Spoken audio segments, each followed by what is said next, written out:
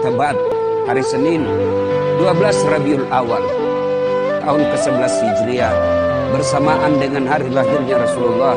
Hari Senin tanggal 12 Rabiul Awal tahun ke-11 Hijriah, Allah perintahkan kepada malaikat Jibril, Jibril, kau turun jemput kekasihku Muhammad, cabut nyawanya. Dengan catatan, tanya dulu, jika dia sudah mau, lakukan tugasmu. Tapi jika belum mau, tunda tugasmu sampai dia mau. Panggil 3 malaikat menyertaimu, Mikail, Israil, Israfil. Turunlah malaikat. Di langit ke-7 mereka masih berempat. Langit ke-6 mereka masih berempat.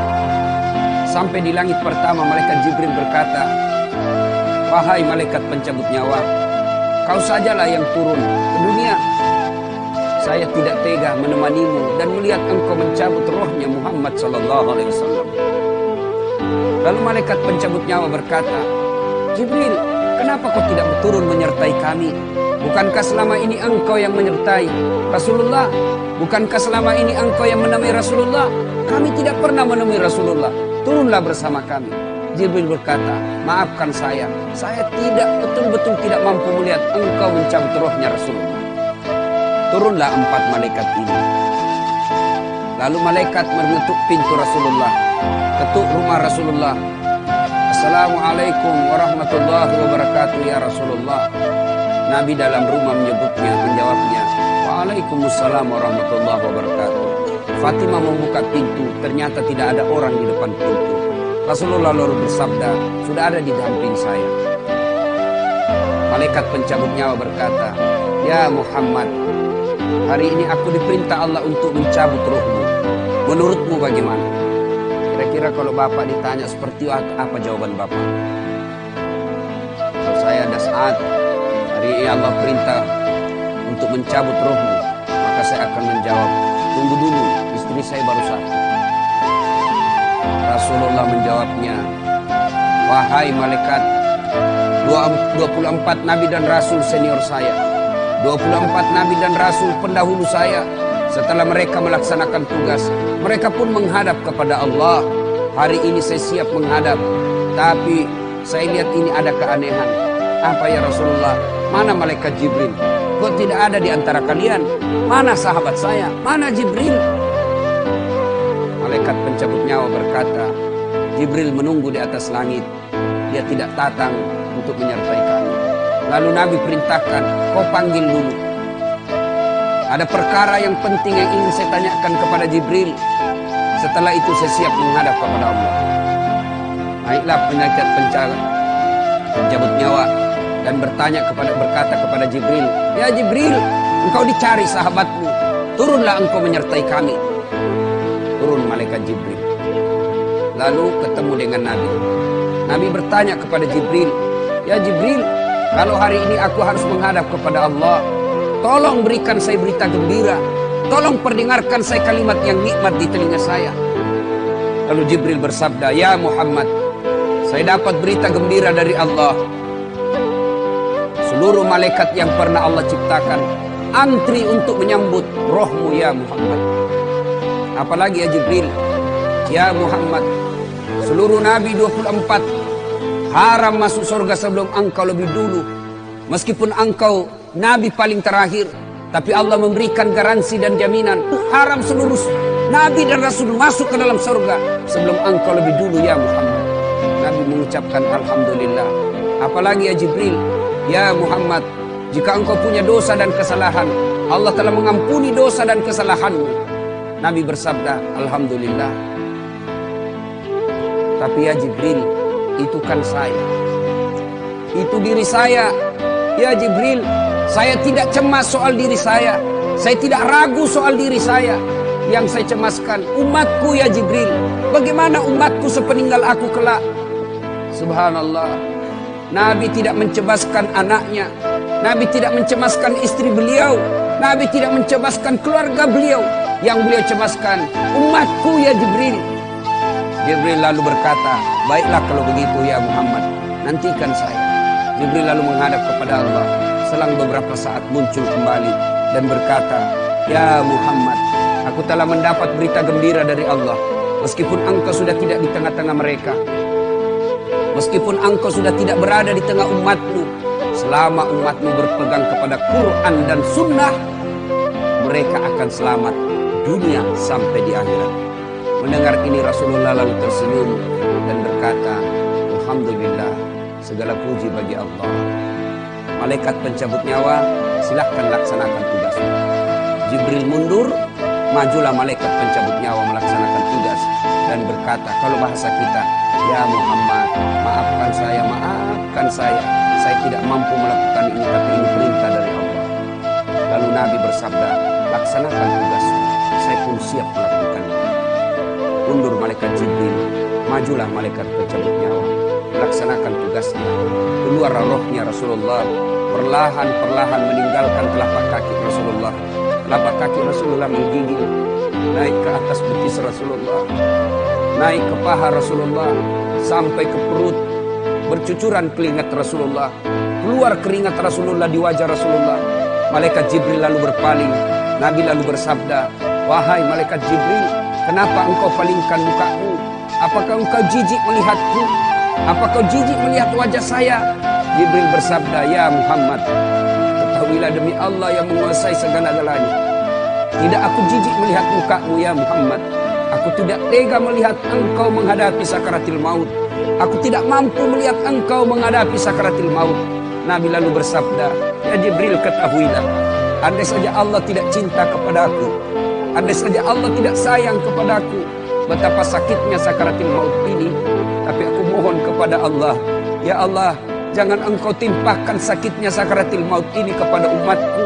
Bebankan seluruh penyakit sakaratil maut ini, bebankan seluruh sakitnya sakaratil maut ini hanya kepadaku.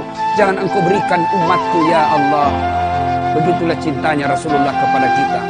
Perlahan-lahan sampai ke tenggorokan ruh Rasulullah. Habis menggigil seluruh badan Rasulullah, ditinggal ruhnya. Lalu di penghujung bibir beliau mengucapkan, "Pelihara sholat kalian, pelihara sholat kalian, pelihara sholat kalian."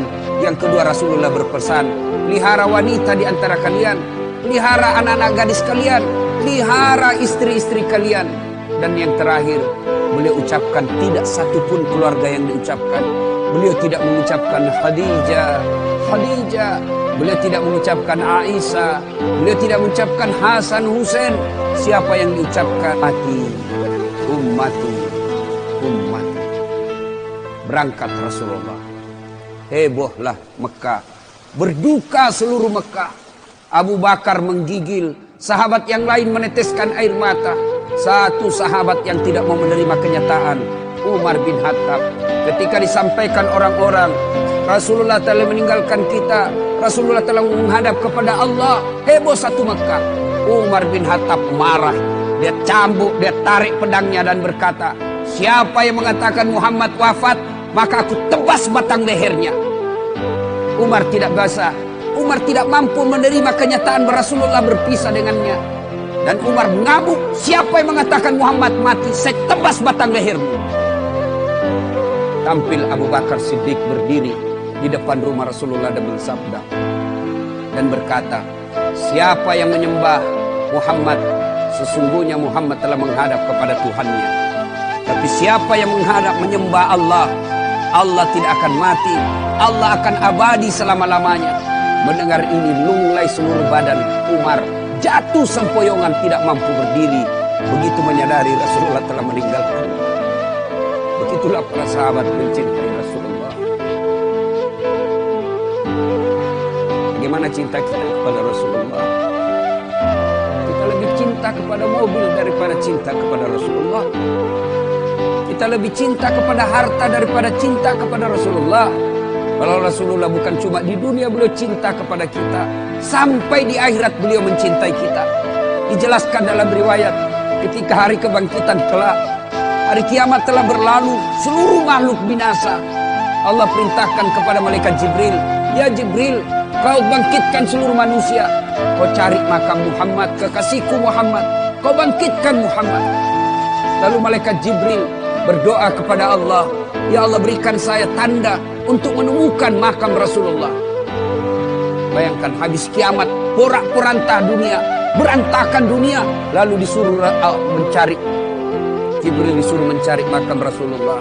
Dengan izin Allah, makam Rasulullah mengeluarkan asap. Lalu jasad Rasulullah bangkit. Seperti kalau Bapak lihat sirkus, naik jasad Rasulullah terangkat, ya kira-kira seperti ini. Naik badan Rasulullah, lalu Rasulullah badannya demi Allah diriwayatkan tidak rusak, tidak dimakan ulat, tidak dihancurkan tanah, seperti badan Rasulullah ketika hidup. Bangkit Rasulullah seolah baru bangun dari tidurnya. Dia gosok mata Rasulullah. Begitu terbuka mata Rasulullah seolah bangun dari tidur. Begitu dia buka, nampak ada Jibril di depannya. Lalu Rasulullah berkata kepada Jibril, "Ya Jibril, hari apa ini?" Jibril menjawab, "Ya Muhammad, inilah hari kebangkitan seperti yang Allah janjikan kepada kalian." Kira-kira saat itu siapa yang dicari Rasulullah?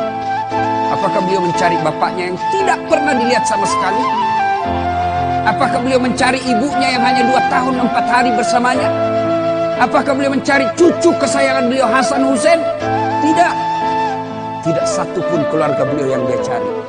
Pada saat itu Rasulullah bersabda, "Ya Jibril, kalau ini hari kebangkitan, aina ummati? Mana umatku? Mana umatku Jibril?" Kita yang mencarinya. Begitu cintanya Rasulullah kepada kita. Rasanya tidak ada satupun pemimpin di dunia ini yang mencintai umatnya seperti cintanya Rasulullah Sallallahu Alaihi Wasallam kepada kita. Mari kita lihat cinta kita kepada Nabi. Salawat aja kita malas. Sallallahu ala Muhammad, Sallallahu alaihi wasallam, Sallallahu ala Muhammad, Sallallahu alaihi wasallam. Ya Nabi, salam alaik. Ya Rasul, salam alaik. Ya Habib.